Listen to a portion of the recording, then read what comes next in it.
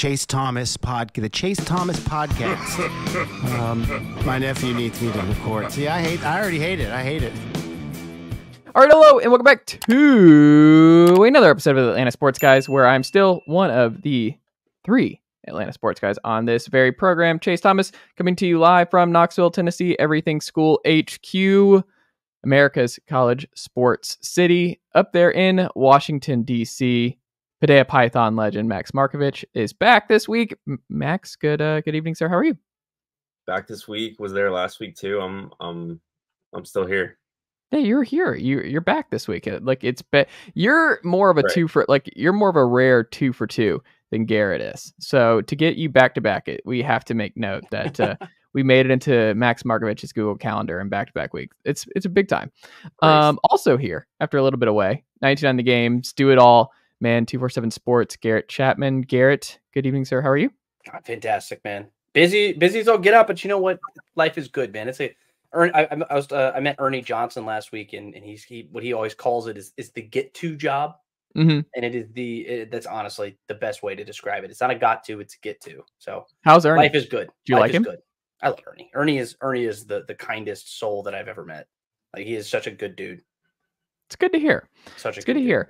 Well, since we last recorded, let the record show, I was right on this very program. Max was wrong, as we play back the Atlanta Sports Guys from a week ago, where we made our final predictions on who the next head coach of the Atlanta Falcons would be.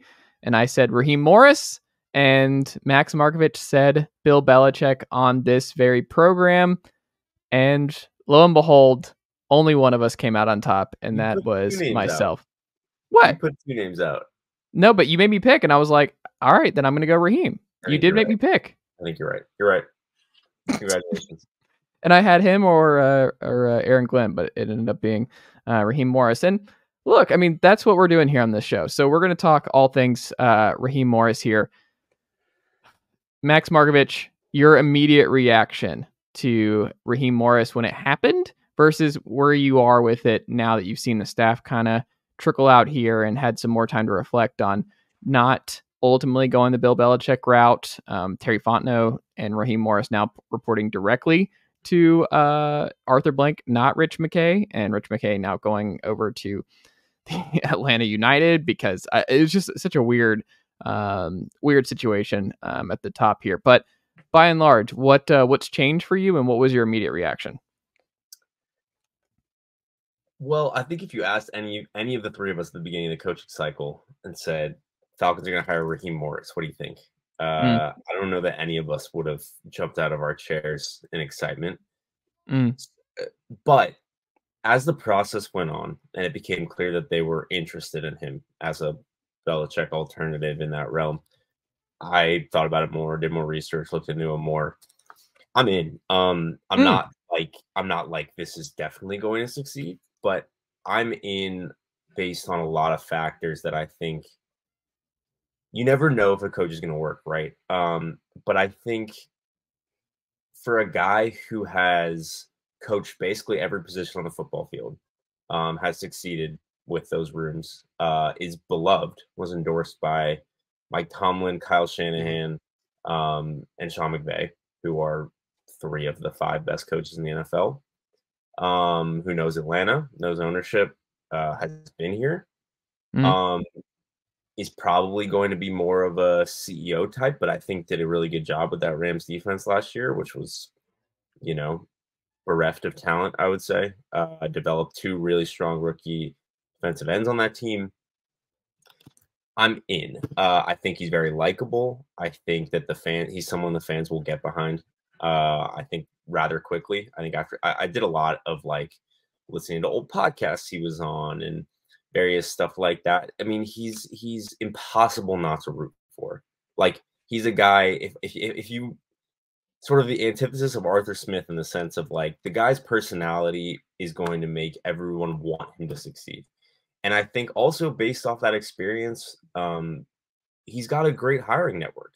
And I think one of the things you worry about, Chase, we talked about this last week, when you don't hire that offensive whiz kid play caller type, is that if you bring in that type, which Raheem is. To his credit, Zac Robinson, well regarded, everyone wanted him, and he succeeds, you're going to lose him.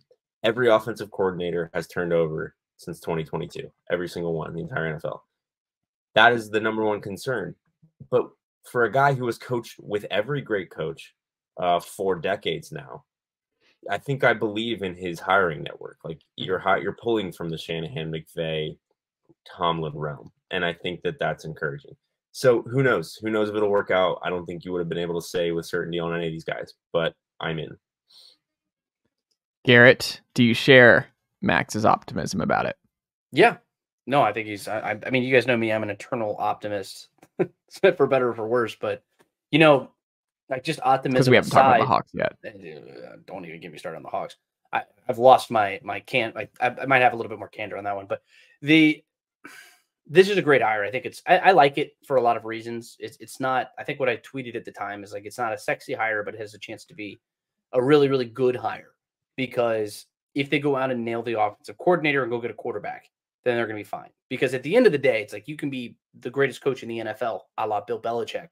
And if you screw up the quarterback position, you're not going to win football games. That's just, at the end of the day, this is where we are in the NFL. This is just the status that exists. I mean, that's your bar. You have to figure out the quarterback position.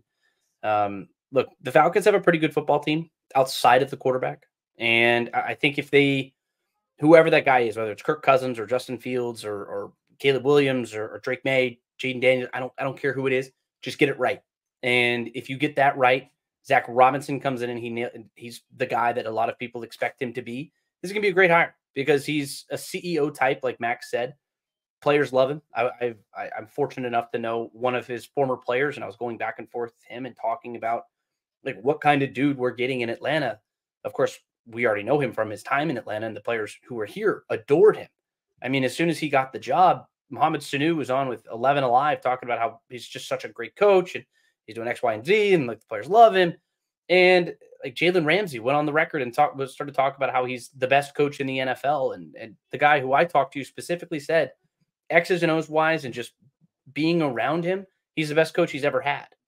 And like that's really high praise, and it's more the fact that it was consistent across the board. Mike Tomlin, Max, you mentioned Mike Tomlin. Mike Tomlin said he was the best coach in the NFL that wasn't a head coach. I mean, that's no small thing. Mike Tomlin's one of the best coaches that has been in the league for the last 20 years.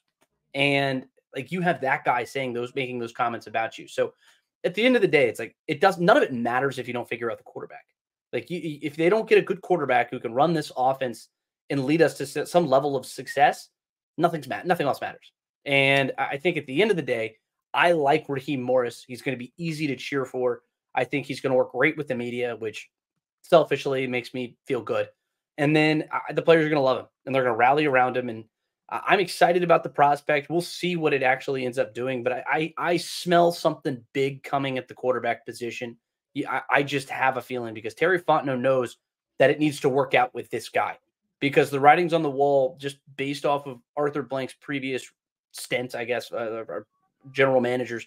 They have one shot, just like Thomas Dimitroff. You have your first coach, he gets ousted. Then you have the second coach, and that's your opportunity. And if you fail that opportunity, then you're out the door with the next coach. But they got to do it, and I think they got to figure out the quarterback position. I've been thinking a little bit about why this is Garrett's right. I mean, I don't think anyone would say this is a sexy name hire. But why? Like I think that it goes back to the fact that he got a head coaching job a little too early that he was set up to fail in. And then went 10-6 with Josh Freeman and then the wheels fell off, right? Freeman. I think that when you get pegged as like the dreaded retread label, that tenure was a failure by his own admission, but he was like in his early 30s. This was 15 years ago, he's lived an entire football life since then. And he was part of that Washington staff that had McVay, LaFleur, all those guys. Like he was on the Falcons. Like he's had an entire coaching tenure since then. And I think to like hold your assessment of his hire based off of how things went in Tampa Bay would be like insane. And I think under a lot of other circumstances, it would be like he would have been hired 5 to 7 years ago. I think if it weren't for that tenure, he probably would have been the Falcons' permanent head coach after Dan Quinn left, right? So, it's right. Everything comes down to the quarterback. But I think there's no reason really not to be optimistic at this stage. Also, I'll have y'all know Jimmy Lake just became official, so he's going to be the next defensive coordinator for the Atlanta Falcons. And Zac Robinson.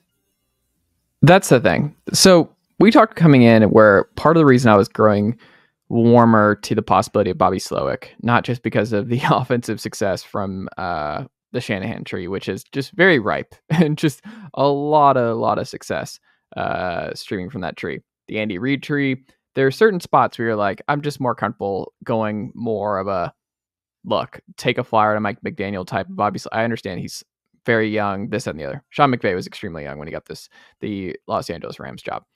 He won a Super Bowl. It worked out pretty well. Now, they're not the same, but I was warming up to that idea. But he's young. He hasn't been calling plays very long. He hasn't been, like, I understood why you don't hand him the keys, but you did 2 interviews. Who knows how close that would have been. Raheem, I think, Max, your point is well taken in terms of, like, the record from early on in Tampa where he was the 10-6 year with Josh Freeman, and, like, that situation was just not great. And he was super young, and he's been working behind the scenes as a DC and bounced around for a while. I think he's worthy of another job. I think the continuity makes a lot more sense. You feel better that Rich McKay is not the final decision maker here. I think if you're a Falcons fan, so Terry Fontenot bounces right back in to the fold, and we've had our opinion. Like we're still pretty mixed on Terry Fontenot at this point. Like he's had some wins and had some losses. We'll see. I do think fans get a little bit. It's Falcons fans who look. There's a lot to criticize about Arthur Smith, but one of the things that I think is lost on some casual fans, and Garrett, you're now covering college football and tech very closely. You see this too. Like the idea that Kirby Smart was a running backs coach. So when you saw that TJ Yates got moved to quarterback coach today, people were like, oh, even like, how did Arthur Smith not move Yates from wide receiver? It's like, look, man, like a lot of coaches, even the ones you're obviously like Kirby Smart. If you know ball, you know ball. Yes, you move around. Like it doesn't matter. Yeah. Like people were jumping. Yeah, Raheem Morris all over the place. Yeah, it just he was a passing game coordinator, right? Like it's just not even. He wasn't just running backs coach. You know, he wasn't just a graduate assistant who coached tight ends or something. No, so fans, fans don't get way up in arms about Arthur Smith. Now, if you want to get on Smith for not having a quarterbacks coach altogether, that is fair. When you were putting all your eggs in the Desmond Ridder basket, then yes, I could understand that. But in terms of TJ Yates getting moved over, it's not like an indictment on Smith, whatever. But Raheem gets some continuity. I think it makes sense with him and Terry. I like that combination. I think Terry and Raheem's last couple of years in LA, like getting to work next to McVay. In our text thread, what we felt better about Raheem was that he might hire an offensive coordinator from the Shanahan tree. So if you weren't going to hire Slowick, you hire someone, a defensive mind like a D'Amico Ryans or somebody of that ilk who has been around elite offenses in this sport and are going to hire well, because that is so important, because offense just wins in this league. The major reason that the Lions had this run is because Ben Johnson became one of the best play callers in the NFL. And we'll see what life looks like if he ends up taking the Washington job now that the Lions season is over. But I just look at it, I'm like, Zac Robinson, we don't know how he'll be as a offensive coordinator. That's a good hire, though. That is a good stab. Like, I'll go down in flames for that one. Like, that's fine. Like, all of it's made sense to me, where Jimmy Lake, like, it's a big jump up to NFL DC. I've seen a lot of really good Jimmy Lake college defenses. I've seen a lot. He's coming from the Rams tree, and they've had really good defenses the last couple of years, like, obviously, Aaron Donald and company. But Jalen Ramsey, you mentioned, high praise. I think, by and large, the staff looks good. I think it looks less of a mess between like top down from organizational structure. It makes a whole lot more sense. I think the only doom and gloom side of it, or not doom and gloom, but maybe the only reason for caution maybe is the quarterback thing, which I agree with. But also, is it a Dennis Allen situation where Dennis Allen was super young when he got that Raiders job and he was bad. And then he got the Saints job after waiting as a really good DC for many years, and he's been okay, but he's okay. Like the Saints aren't terrible, but like he hasn't been a home run hire. So there is like this, it's not like Raheem Morris is like a guaranteed floor raiser and that the Falcons are going to be okay. And he's going to be this great upgrade. I think what's maybe most telling, and I don't know if y'all agree with this, the Falcons, did y'all see the Super Bowl odds for 2025 that came out today on BetOnline? Falcons are ahead of the Browns. Falcons are ahead of, I forgot who the other big team that I They're saw. 33-1. Yeah. That screams to me they are those, trading for a veteran quarterback. The reason those odds are right there just screams, I don't know if it screams Justin Fields to me. It screams that's where this feels like it's heading. I don't think Kirk Cousins is a match. I don't think they're going to give him the dollar amount that he's looking for. This is either Russell Wilson or Justin Fields to me. Everything about this screams veteran quarterback, and they're not, and they're just going to take a edge guy at 8. That I don't know if y'all agree. I think it makes a lot of sense. I agree. I think it sort of depends on what Zac Robinson wants, though, and we don't fully know. I think you can make the mistake sometimes of assuming like, hey, he's coming from the Rams. They have Stafford. Maybe he'll want Cousins. You know, like I don't think that's really like coaches have their own vision for this offense, and like I think Fields could make sense, but I don't know enough about Zac Robinson to say. I do think that Falcons are in a really tough spot with this quarterback thing, and like people talk about this as if they have full agency over the guy they want. Like, hey, if they just want to trade up enough, they can. No, like that takes a partner. And I don't, we talked about this a little last week, but like, I don't think as of right now, I don't think any of those top 3 teams would trade their pick. And I think all of them will take a quarterback. And if that's the case, you can't just say trade up for Jaden Daniels. It's not, it has to be a give and take. Mm-hmm. And if that option is not available, what are you left with? You're left with Cousins off a major injury. You're left with Fields. You're left with Tannehill, and like then what? So I think I agree with you, but I don't. It's not like they have like the other option. I think is to sign a veteran and then pair him with another young guy. If you really like a Penix or a McCarthy or a Bo Nix or whatever, like that's also on the table. So I don't know. I mean, you could also look at Baker Mayfield. That's a very realistic option. A guy who has not received the new contract with the Bucks as of right now. That's likely going to change. I expect that to change. But Zac Robinson coached him out in LA. So you already have a little bit of familiarity there between those two. It wasn't sexy, and again, it's like it's okay. But that's somebody who could at least stabilize your organization. And you've seen flashes of really good quarterback play from Baker. Never really something that's super consistent. But you know what? At the end of the day, it's better than Desmond Ridder. There's no chance it's Ridder, right? Like we all agree. I can't imagine it's Ridder. Ridder's it's over. No. I'm sorry. He doesn't need to be the guy. I expect them to make 2 moves at quarterback. I don't know. If Arthur Smith was still here, Desmond would have been retained just as a backup quarterback. Just by and large, just for that reason. But I don't see why you keep Desmond Ridder necessarily outside of just being a backup. But he's under contract. The bummer is like you'd really like to go into next season either feeling like, one, we have a quarterback who can help us compete for a Super Bowl right now, or 2, we have the long-term answer at quarterback, right? And splitting that down the middle feels tenuous. Like Baker is sort of splitting that down the middle. I don't think the Falcons win a Super Bowl with Baker. He raises the floor of the offense, no doubt, but he's also not the answer long term. That's why I'm sold on Justin Fields. If Zac Robinson is who we think he is, who everyone around the NFL seems to think he is, and he turns Justin Fields into like a tier above what he is right now, that can be your answer long term.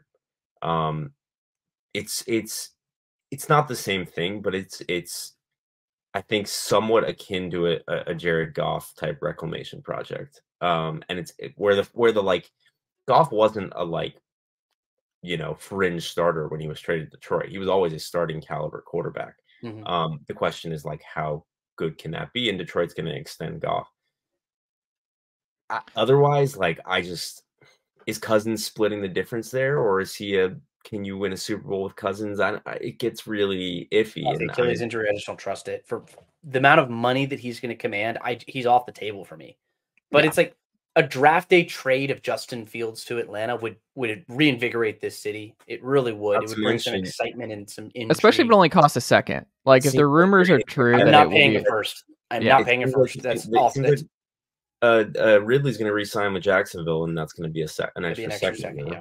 Oh, I would do a second and a fifth, maybe. Second and a fourth, maybe. And you would think, like, the other thing is, you would think Fields would want to come to Atlanta, and you would think Chicago would at least, if the offers are comparable, Chicago would at least try to accommodate Fields, who have been super, I think friendly to that organization through all this kind of murkiness. I think it makes sense, and it would excite me if I saw today Falcons trade second round pick for Justin Fields. I'd be like, let's go. I think it makes sense. I mean, it'd be exciting. And it'd be cautiously optimistic, right? Like Yeah. you'd be cautious about it. Where if it works, it wouldn't surprise. Like, what if it's Trey Lance? What if after the Trey Lance rehab tour in Dallas, like, what if that's the move? You can't. We know Terry loves Trey Lance. You can't entrust. Yeah, but does Zac Robinson and Lance. Raheem Morris? That's what I'm those- saying. Like, I don't know. Zach was, I'm sure, evaluating Trey coming out of college. I don't know what Zac Robinson thinks about him. We're not going to have an answer at the quarterback position until draft day. I firmly believe that, just because they're going to go through the process, and they're going to interview these guys, and we're going to be hearing about the Falcons talking to Caleb Williams and Drake May and Bo Nix and every single one of these guys. They are going to talk to them, and it's like maybe they don't need to do some big time move. I mean, Patrick Mahomes was drafted with the 10th pick. Deshaun Watson was taken with the 12th pick, and I understand everything how it's gone downhill in Cleveland, but when he was in Houston, he was a really, really good quarterback. And Lamar Jackson was picked 32, so it's like you can find value throughout the first round of the draft. It's just they're going to be doing their due diligence throughout this process, and they're going to be at every single pro day. They're going to be at every single at the combine talking to quarterbacks. It's the most important position on the field, and you're not going to make a trade for Justin Fields until you can completely rule out all of those guys. There's a reason they didn't draft Justin Fields in the first place. They didn't do it. They had the opportunity to do it, and they chose not to do that. That means something. It has to mean at least a little bit of something. Whether it doesn't mean that he's off the table all of a sudden, but they're going to do their due diligence. But what does it mean vis-a-vis? I mean, this is a new offense, new coaching staff. It's the same GM for sure, but I mean, we don't have all these answers. But what we do know is that I can absolutely guarantee you, they asked Raheem Morris in his interview, "What's your plan at quarterback?" Yeah, if you get this job, what's your plan at quarterback? We might never know what he answered, but he was asked the question. He has a plan, and we do know in his interview he was said, "I'm bringing Zac Robinson with me," right? And he did. So I'll be really interested to announce his press conferences a week from today. I will be very interested when he gets asked that question, what he says. I don't disagree. Well, final thing, and we will let Garrett and Max get out of here. Final prediction here, or final thing. Letter grade on the Falcons hiring Raheem Morris. I'll go B+. Max? B+. Yeah. Well, wait, pause.